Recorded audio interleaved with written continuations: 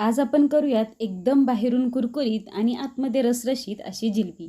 यासाठी एका पातेल्यामध्ये 2 वाटी साखर आणि 1 वाटी पाणी घेऊन याचा आपल्याला 1 तारी पाक करून घ्यायचा आहे. पाकाला चांगली उकळी आली की यामध्ये आपल्याला अगदी थोडासा खायचा केशरी कलर घालून घ्यायचा आहे. तसेच यामध्ये इलायची पावडर किंवा इलायची इसेन्स घालायचा आहे. 1-2 मिनिट पाक छान उकळल्यानंतर आपण गॅस बंद करून घेऊयात आणि एका मोठ्या बाउलमध्ये 1 वाटी आपण मैदा घेऊयात.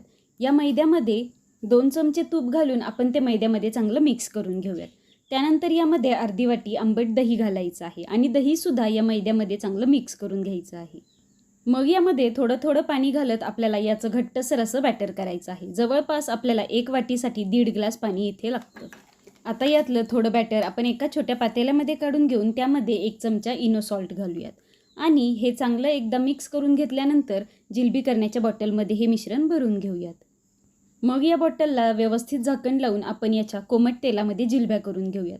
जिलबी करताना कधीही तेल कडकडीत असं तापवून घ्यायचं नाही आहे, तर हलकंसं गरम असतानाच यामध्ये आपण जिलब्या करून घेऊयात.